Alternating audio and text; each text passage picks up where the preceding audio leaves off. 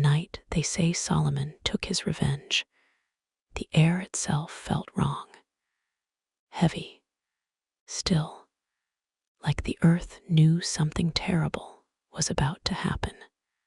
9 men, powerful men, slave masters, walked into the plantation grounds under the comfort of darkness, and none of them would ever walk out again.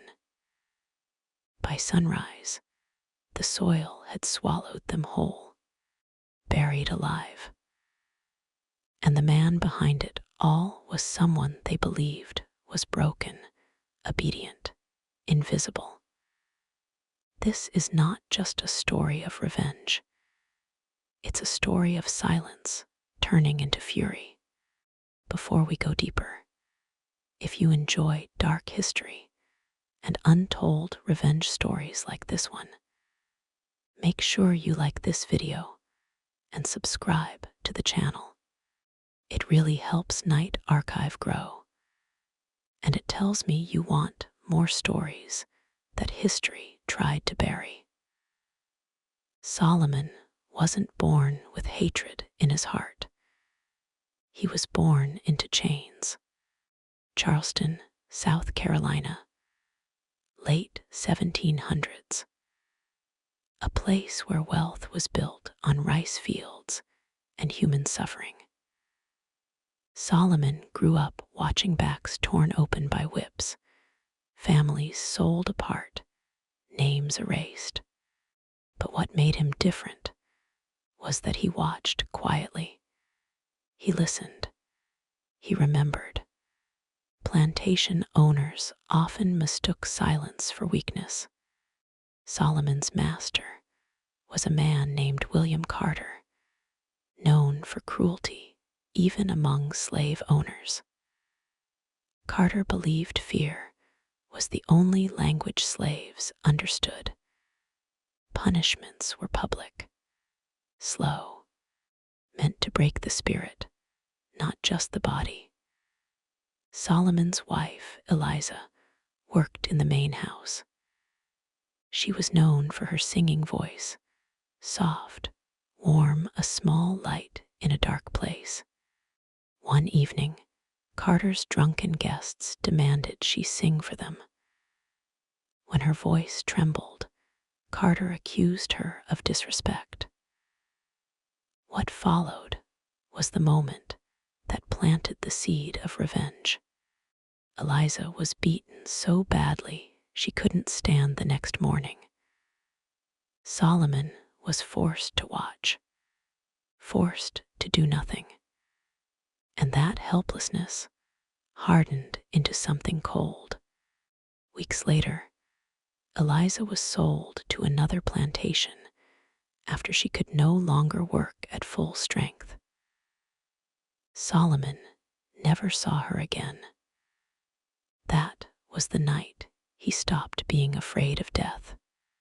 From that point on, Solomon changed, but quietly. He became more obedient on the surface, worked harder, spoke less.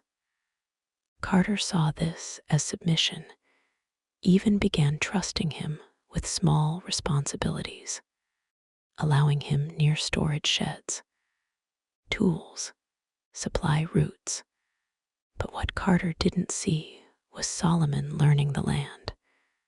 Every ditch, every soft patch of soil, every place where the ground dipped just enough to hide something beneath it. Years passed. Revenge aged inside him like poison. Solomon began building connections with other enslaved men across nearby plantations, not loudly, not rebelliously, just conversations in the fields, shared grief, shared anger. He learned which masters visited which estates, who traveled at night, who drank heavily, who trusted their power too much. And then the opportunity came. Carter planned a private late night gathering with 8 other plantation owners. No guards, no overseers, just wealthy men drinking, gambling, and discussing slave trades. Solomon was assigned to prepare the outdoor fire pit area where they would sit. That's when the plan took shape. Over several nights, Solomon and two trusted men dug a massive concealed trench beyond the fire pit, wide and deep enough to hold multiple bodies.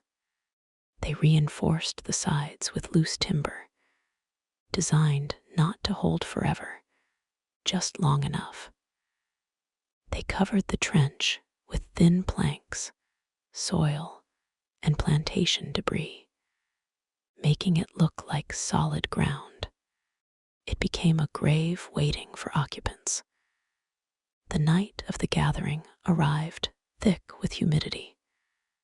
The men drank heavily, laughed loudly, mocked the enslaved workers standing nearby. Solomon served them drinks personally.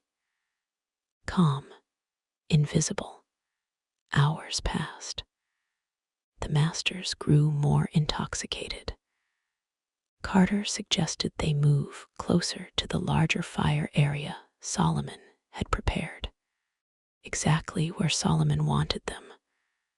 One by one, they stepped onto the covered trench.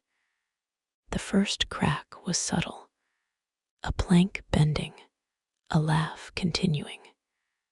Then came the collapse. Wood snapped. Soil gave way. 9 men plunged into darkness, some breaking bones on impact, others crushed beneath falling bodies. Before they could recover, Solomon and the others moved fast. They had been waiting with shovels. The masters screamed threats first, promising whippings, executions, torture. But the tone changed quickly when the first wave of dirt hit them. Panic replaced authority. They begged, offered money, freedom, but Solomon kept shoveling. Witnesses later claimed he never raised his voice, never showed rage, just a cold, steady silence as he buried the men who had buried lives for decades. Some tried to climb out, but the loose soil and broken limbs made it impossible. The trench filled slowly. Screams turned to muffled cries. Then silence. By the time the plantation alarm was raised the next morning, the ground looked untouched, just freshly turned soil near the fire pit. The bodies were discovered days later when the earth began to sink. Charleston authorities were horrified, not just by the deaths, but by the method. Slave rebellions were feared, but this was different. Calculated, patient, personal. A manhunt began immediately. Solomon didn't run far. Some say he didn't run at all. He was captured within a week after an informant revealed his role. When questioned, Solomon reportedly confessed without resistance. But what unsettled investigators most was his explanation. He didn't call it murder. He called it burial. He said those men had buried hundreds long before he buried them. His execution was swift, designed to send a message. Public hanging. Large crowd. Slave owners wanted fear restored. But something unexpected happened that day. Witnesses said Solomon showed no fear on the gallows. No trembling. No last pleas. Just one final statement spoken calmly. You can hang my body, but you can't bury what you planted. After his death, rumors spread rapidly among enslaved communities. Some exaggerated the story, saying he buried the men alive single-handedly. Others claimed the earth itself swallowed them in judgment. Plantation owners tried suppressing the tale, banned discussion of it, punished anyone who repeated it. But silence only made the story grow, because Solomon's revenge wasn't just about 9 men. It was about power being dragged into the dirt, forced to feel the fear it had inflicted for generations. Historians still debate how much of the story is documented fact versus oral legend. Records confirm the mysterious deaths of multiple Charleston plantation owners in a single night, and the execution of an enslaved man named Solomon linked to the incident. But the details, the trench, the burial alive, the calm confession, survive mostly through whispered retellings passed down through generations. And maybe that's why the story endures, because it lives in the space between history and justice. Some see Solomon as a murderer. Others see him as a man pushed beyond human limits, who answered brutality with calculated vengeance. But everyone agrees on one thing. That night changed the psychology of slave owners across the region. Security increased, trust decreased, and for the first time, many masters realized fear could travel upward, not just downward. Stories like this remind us that history isn't only written by the powerful. Sometimes it's carved by the desperate. And sometimes revenge becomes the only language left. If this story stayed with you, if it made you think, or see history differently, let me know in the comments. Do you believe Solomon's revenge was justice or tragedy?